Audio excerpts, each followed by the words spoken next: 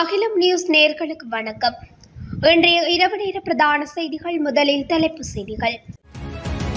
சிஐடியில் 6 மணித்தியாலம் வாக்குமூலம் வழங்கிய டிரானலஸ். சட்டவிரோத சொத்துக்களை அரசுடைமையாக்கும் சட்டம் மூலம் அனுர அதிரடி அறிவிப்பு. நாளைய தினம் சில பாடசாலைகளுக்கு விசேட விடுமுறை. முல்லைத்தீவு நாயாற்று கடலில் தத்தளித்த பெண்கள் 2 மீட்பு, யுவதி உயிரிழப்பு. கொழும்பு ஆடம்பர ஹோட்டல் ஒன்றில் சடலம் மீட்பு. பெட்ரோல் கொண்டு தாக்குதலில் சிறுவன் உயிரிழப்பு, துயரத்தில் குடும்பம். இலங்கையில் உள்ள உயரமான கட்டிடங்கள் பாரிய நிலநடுக்கத்தை தாங்குமா? நிபுணர் வெளியிட்ட தகவல். இந்திய இலங்கை ராணுவ ஒப்பந்தம் 220 லட்சம் இலங்கையர்கள் பலியாகக்கூடிய அபாயம். விடுக்கப்பட்டுள்ள எச்சரிக்கை. தொடர்பான விரிவான செய்திகள். முன்னாள் பொது பாதுகாப்பு அமைச்சர் டிரானலஸ் சிறிது நேரத்திற்கு முன்பு குற்றப்புலனாய்வு திணைக்களத்தில் இருந்து வெளியேறியுள்ளதாக தகவல் வெளியாகியுள்ளது. அதன்படி முன்னாள் அமைச்சர் சுமார் 6 மணி நேரம் வாக்குமூலம் அளித்துள்ளதாக தெரிவிக்கப்படுகின்றது. இந்த சம்பவம் தொடர்பாக வாக்குமூலம் பதிவு செய்ய குற்றப்புலனாய்வு திணைக்களம் அனுப்பிய அழைப்பாணையின்படி முன்னாள் அமைச்சர் இன்று காலை குற்றப்புலனாய்வு திணைக்களத்தில் முன்னிலையாகியிருந்தமை குறிப்பிடத்தக்கது. முன்னாள் பொது பாதுகாப்பு அமைச்சர் டிரானலஸ் குற்றப்புலனாய்வு பிரிவில் முன்னிலையாகிய போதே இந்த வாக்குமூலங்கள் பதிவு செய்யப்பட்டுள்ளன. 2023ஆம் ஆண்டு மாத்தறை வெளிகமவில் உள்ள ஒரு ஹோட்டலுக்கு அருகில் நடந்த துப்பாக்கிச்சூடு சம்பவத்தின் போது கொழும்பு குற்றப்பிரிவில் பணியாற்றிய ஒரு காவல்துறை உத்தியோகத்தர் இறந்தமை தொடர்பாக வாக்குமூலம் பதிவு செய்வதற்காகவே இன்று காலை முன்னிலையாகினார். இந்த சம்பவம் தொடர்பாக வாக்குமூலம் பதிவு செய்ய முன்னாள் அமைச்சருக்கு அழைப்பு விடுக்கப்பட்டதாகவும் நேற்று குற்றப்புலனாய்வு பிரிவின் மூத்த அதிகாரி ஒருவர் உறுதிப்படுத்தினார். வழக்கு தொடர்பான விவரங்கள் முன்னாள் அமைச்சருக்கு தெரிவித்திருக்கலாம் என்ற சந்தேகத்தின் காரணமாகவே இந்த வாக்குமூலம் பதிவு செய்யப்படுவதாகவும் அந்த அதிகாரி மேலும் சுட்டிக்காட்டினார். நாட்டின் சட்டவிரோதமாக ஈட்டிய சொத்துக்களை அரசுடைமையாக்கும் சட்டம் மூலம் ஏப்ரல் 8ஆம் தேதி நாடாளுமன்றத்தில் சமர்ப்பிக்கப்படும் என்று ஜனாதிபதி அனுரகுமார் திசாநாயக்க தெரிவித்துள்ளார். மாத்தறை வெளிப்பட்டிய பகுதியில் நடைபெற்ற பொதுக்கூட்டத்தில் உரையாற்றிய போதே ஜனாதிபதி இந்த விடயத்தினை குறிப்பிட்டார். இங்கு அவர் மேலும் தெரிவிக்கையில், திருடப்பட்டு வந்து குவிக்கப்பட்ட சொத்துக்களை அரசுடைமையாக்கும் சட்டத்தை வரும் 8ஆம் தேதி நாடாளுமன்றத்தில் நிறைவேற்றுவோம். யாரையும் தனிப்பட்ட முறையில் பழிவாங்கும் எண்ணம் எங்களுக்கு இல்லை. எங்கள் தாய்நாட்டில் சட்டத்தின் ஆட்சியையும் இறையாண்மையையும் மீண்டும் நிலைநாட்டுவதே எங்கள் எதிர்பார்ப்பு. அதே நேரம் 2026 வரவு செலவு திட்டத்திற்கான முன்மொழிவுகளை பெறுவது இந்த ஆண்டு ஜூன் மாதத்தில் தொடங்கும். இதற்கிடையில் பொருளாதார நெருக்கடி காரணமாக கைவிடப்பட்டிருந்த வெளிநாட்டு உதவிகளின் கீழ் செயற்படுத்தப்பட்ட பல திட்டங்கள் மீண்டும் தொடங்கப்படும். ஜப்பானிய அரசாங்கம் 11 திட்டங்களை கைவிட்டது. JICA வங்கியால் கடன் வழங்கப்பட்ட 11 திட்டங்கள் நிறுத்தப்பட்டன. ஜப்பானிய அரசாங்கம் மீண்டும் 11 திட்டங்களையும் தொடங்க ஒப்புக்கொண்டது. அதாவது பொருளாதாரம் நிலையாக உள்ளது. கடபத்தை மீரிகம நெடுஞ்சாலை பகுதி சீனாவின் எக்ஸிம் வங்கியிடமிருந்து கடனை பெற்று கட்டப்பட்டது என்பது உங்களுக்கு அனைவருக்கும் தெரியும். நாடு வங்குரோத்தானது.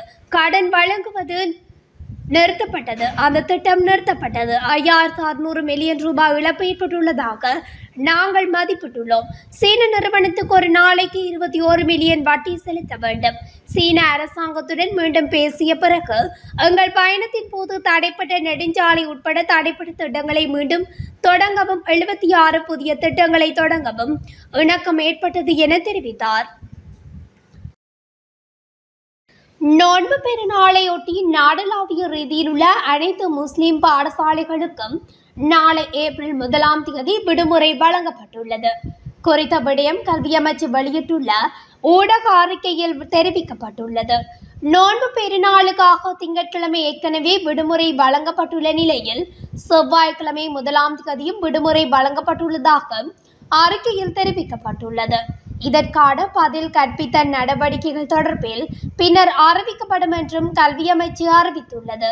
இதேபடி 2024ஆம் ஆண்டுக்கான கல்வி பொது தராதர சாதாரண தர பரீட்சை விடைத்தாள் மதிப்பீடு ஆரம்பிக்கப்படவுள்ளதாக இலங்கை பரீட்சைகள் திணைக்களம் தெரிவித்துள்ளது. விடைத்தாள் மதிப்பீடு ஏப்ரல் 1 ஆரம்பிக்கப்படவுள்ளதாக தெரிவிக்கப்பட்டுள்ளது. முல்லைத்தீவு நாயாற்று கடலில் அள்ளுண்டு சென்ற 3 பெண்களில் 2 காப்பாற்றப்பட்டு வைத்தியசாலையில் அனுமதிக்கப்பட்டுள்ளதுடன் ஒருவர் காணாமல் போயுள்ளார். இந்த சம்பவம் இன்று இடம்பெற்றுள்ளது. உடையார்கட்டு பகுதியில் தையல் பயிற்சி பெறும் யுவதிகளும் தையல் பயிற்சியாளர்களுமாக 15 பெண்கள் வாகனத்தில் நாயாற்று கடல் பகுதிக்கு சென்றுள்ளனர். நாயாற்று கடலில் நீராடி கொண்டிருந்த போது அவர்களில் 3 திடீரென நீரில் அள்ளுண்டு சென்றுள்ளனர். நீரில் அள்ளுண்டு செல்லப்பட்ட 3வரில் 2 பெண்கள் மீட்கப்பட்டு மாஞ்சோலை வைத்தியசாலையில் அனுமதிக்கப்பட்டுள்ளதுடன் ஒரு பெண் காணாமல் போயுள்ளார். காணாமல் போன பெண்ணை தேடும் பணியில் கடற்படையினர் ஈடுபட்டுள்ளனர். 47, 21 வயதுடைய பெண்களை இவ்வாறு மீட்கப்பட்டு வைத்தியசாலையில் அனுமதிக்கப்பட்டுள்ளனர். மேலும் இதன்போது 20 வயதுடைய பெண்ணை காணாமல் போயுள்ளதாக தெரிவித்த போலீசார் மேலதிக விசாரணைகளை மேற்கொண்டு வருகின்றனர். முல்லைத்தீவு நாயாற்று கடற்பகுதியில் அள்ளுண்டு சென்ற பெண் சடலமாக கண்டெடுக்கப்பட்டுள்ளார். இருட்டுமடுக்கு உடையார்கட்டு பகுதியைச் சேர்ந்த 20 வயதுடைய பெண்ணை இவ்வாறு சடலமாக கண்டெடுக்கப்பட்டுள்ளார். கொழும்பு காளிமுகத்திடலுக்கு அருகில் ஆடம்பர ஹோட்டல் ஒன்றில் இருந்து நபரொருவரின் சடலம் கண்டெடுக்கப்பட்டுள்ளது. உயிரிழந்தவர் அடையாளம் காணப்படவில்லை என்பதுடன் சடலம் தொடர்பில் போலீசார் விசாரணைகளை முன்னெடுத்து வருகின்றனர். களுத்துறை ரஜபத்த கமகுட வீதியில் உள்ள வீடொன்றின் மீது நடத்தப்பட்ட பெட்ரோல் கொண்டு தாக்குதலில் தீக்காயங்களுக்குள்ளாகி வைத்தியசாலையில் அனுமதிக்கப்பட்ட சிறுவன் ஒருவன் சிகிச்சை பலனின்றி உயிரிழந்துள்ளதாக போலீசார் தெரிவித்தனர். ரஜபத்த கமகுட வீதியில் உள்ள வீடொன்றுக்கு கடந்த சனிக்கிழமை இரவு மோட்டார் சைக்கிளில் சென்ற 2 வீட்டின் மீது பெட்ரோல் கொண்டு தாக்குதலை நடாத்திவிட்டு அங்கிருந்து தப்பி சென்றுள்ளனர். பெட்ரோல் கொண்டு தாக்குதலின் போது 28 வயதுடைய பெண்ணும் 6 வயது சிறுவனும் தீக்காயங்களுக்குள்ளாகிய நிலையில் களுத்துறை போதனா வைத்தியசாலையில் அனுமதிக்கப்பட்டுள்ளனர். படுகாயமடைந்த சிறுவன் கொழும்பில் உள்ள ரேடி ரிச்வே சிறுவர் வைத்தியசாலைக்கு மாற்றப்பட்டு சிகிச்சை பெற்று வந்த நிலையில் ஞாயிற்றுக்கிழமை உயிரிழந்ததாகவும் போலீசார் தெரிவித்தனர். சிறுவனின் தாய் வெளிநாட்டில் உள்ள நிலையில் தந்தை தினமும் வேலைக்கு செல்வதால் பெட்ரோல் கொண்டு தாக்குதலில் காயமடைந்த பெண்ணே சிறுவனை பராமரித்து வந்துள்ளதாகவும் போலீஸ் விசாரணையில் தெரிய வந்துள்ளது. இலங்கையில் உள்ள உயரமான கட்டிடங்கள் நிலநடுக்கத்தை தாங்கும் சக்தி கொண்டுள்ளது என நில அதிர்வு நிபுணர் ஒருவர் தெரிவித்துள்ளார். அத்தோடு இந்த கட்டிடங்கள் அதிநவீன தொழில்நுட்பத்தை பயன்படுத்தி கட்டப்பட்டுள்ளன என்றும் அவர் குறிப்பிட்டுள்ளார். இது தொடர்பில் புவியியல் ஆய்வு மற்றும் சுரங்க பணியகத்தின் அதிகாரி ஒருவர் கூறுகையில் இலங்கை அனுபவித்த அதிகபட்ச நிலநடுக்கம் சுமார் 3.5 ரிக்டர் அளவிலான நிலநடுக்கங்களாகும். இது எந்த தாக்கத்தையும் சேதத்தையும் ஏற்படுத்தாது. இருப்பினும் தற்போது கட்டப்பட்டு வரும் மற்றும் சமீபத்தில் காலங்களில் கட்டப்பட்ட அனைத்து நவீன வானளாவிய கட்டிடங்களும் மிதமான அளவிலான நிலநடுக்கத்தை தாங்கும் வகையில் கட்டமைப்பு தொழில்நுட்பத்தை பயன்படுத்தி கட்டப்பட்டுள்ளன. சர்வதேச கட்டுமான தரம் கொண்ட நிலநடுக்க எதிர்ப்பு தொழில்நுட்பம் இப்போது இலங்கையிலும் பின்பற்றப்படுகிறது. மேலும் நகரத்தை தாக்கும் பாரிய நிலநடுக்கத்தில் கூட கொழும்பு வானளவில் கட்டிடங்கள் தாங்கும் சக்தி கொண்டவையாக உள்ளன என்று நில அதிர்வு நிபுணர் தெரிவித்துள்ளார். இன்று ஒரு நாள் இலங்கையில் மிகப்பெரிய நிலநடுக்கம் ஏற்படலாம் என யாழ் பல்கலைக்கழக புயல் துறை சிரேஷ்ட விரிவுரையாளர் நாகமுத்து பிரதீப ராஜா தெரிவித்துள்ளதும் குறிப்பிடத்தக்கது. இந்திய இலங்கை இராணுவ ஒப்பந்தத்தால் 220 லட்சம் இலங்கையர்கள் மாபெரும் போரில் பலியாகக்கூடிய அபாயம் உள்ளதாக மக்கள் போராட்ட முன்னணியின் நிர்வாக உறுப்பினர் புவுது ஜெயக்குட எச்சரிக்கை விடுத்துள்ளார். கொழும்பில் நேற்று நடைபெற்ற செய்தியாளர் சந்திப்பில் வைத்து அவர் இந்த விடயத்தை குறிப்பிட்டுள்ளார். அவர் மேலும் தெரிவிக்கையில் அரசாங்கத்துடனான கொடுக்கல் வாங்கல் அனைத்தும் டிஜிட்டல் மயமாக்கப்பட்டு அதற்காக தரவுத்தளம் ஒன்று உருவாக்கப்பட்டு அதனை நிர்வகிக்கும் பொறுப்பு சிங்கப்பூர் நிறுவனம் ஒன்றிடம் ஒப்படைக்கப்பட்டுள்ளது. அதற்கமைய சுமார் 1500 அரச நிறுவனங்களுடைய கொடுக்கல் வாங்கல் தொடர்பான அனைத்து தகவல்களும் அந்த நிறுவனத்தின் வசமாகிறது. அதே நேரம் சீனாவின் வளர்ந்து வரும் இராணுவ சக்திக்கு எதிரான அணியை உருவாக்கும் நோக்கத்துடன் இலங்கையுடன் இந்திய இராணுவ ஒப்பந்தத்தில் தந்திர ரீதியாக கையெழுத்திட உள்ளதாகவும் இந்திய ஊடகம் ஒன்று செய்தி வெளியிட்டுள்ளது. இதனூடாக சீனாவுக்கு எதிரான இந்தியாவின் யுத்தத்தில் இலங்கையர்களை பலிகொடுப்பதற்கு இந்த அரசாங்கம் தயாராகி வருகிறது.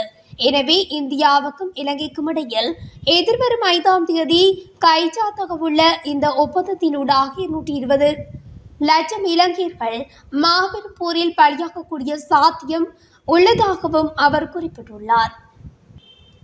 இத்துடன் அகிலம் நியூஸின் இன்றைய பிரதான செய்திகள் நிறைவடைகின்றன.